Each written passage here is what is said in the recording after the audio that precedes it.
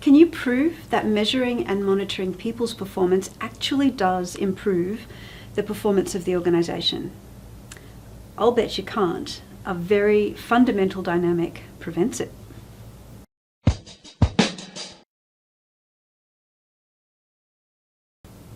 Using measures to monitor people generally means that a manager has selected some measures of someone's productivity or effectiveness or efficiency or skills or whatever, and they're using those measures in performance review meetings or performance appraisals to performance manage the person.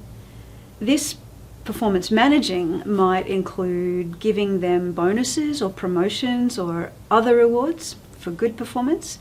It might mean denying them those things as punishment for poor performance. It could mean sacking them or firing them.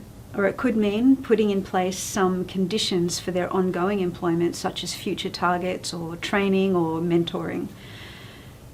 Employee performance management is considered an essential part of managing the workforce, and I'm not disputing that. But what I am about to dispute is the role of performance measures or KPIs in that process, and how it makes performance actually get worse, not better. The problems in measuring people to manage their performance stem from the beliefs and attitudes that people have about being measured, and this reinforces a downward spiral in overall organisational performance. It starts with monitoring. Managers want people to perform better, so they monitor people to continually assess their performance.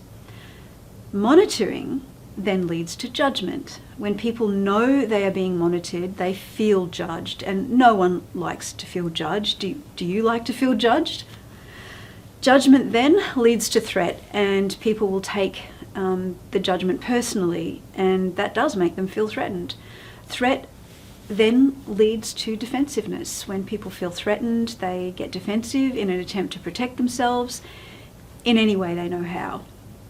The most common method to protect themselves from the threat of performance measures is to hide performance problems so that the measures look good, or they will manipulate the measures to make the numbers look good, or they'll set targets for measures that they know they can achieve. Then this defensiveness makes performance worse. When the important performance problems are hidden, performance naturally gets worse. I mean, why wouldn't it get worse if it's being ignored or manipulated? Worsening performance then leads to more monitoring. Managers pick up that performance isn't getting any better, probably by the upstream impacts on higher level performance measures that they use, and so their instinct is that more monitoring is needed. More monitoring means that people are feeling the scrutiny of more judgment, and the spiral continues to go down, and it drives the culture into darkness. Maybe you're nodding your head right now in recognition. Measuring people's performance is what, unfortunately, a lot of people define performance measurement to be. They don't even think that performance measurement could mean anything else. They don't realise that there's a thing called measuring organisational or process performance. Anyway, that's the feeling that I've gotten from the hundreds of people who have emailed me over the years asking for help with measurement, and what they've meant is they want to know how to make measuring people easier, how to make it more engaging and more meaningful. And the simple truth is, you can't meaningfully measure people to manage their performance. Stop measuring people. Instead, let people collaboratively measure the performance of the part of the organisation that they work in.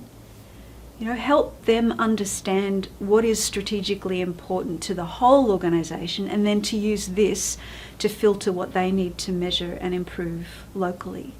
Guide them to design the measures themselves, to implement the measures themselves, and to use those measures as tools in their hands, and never having to fear that those measures are a rod for their backs. Now, I know people have some pretty strong opinions and ideas about this topic of measuring people. What are yours? Do you think my views are too stubborn or ignorant? Can you provide evidence that would convince me that I'm wrong? And if you do have objective evidence that measuring people works to optimise organisational performance, then please share it.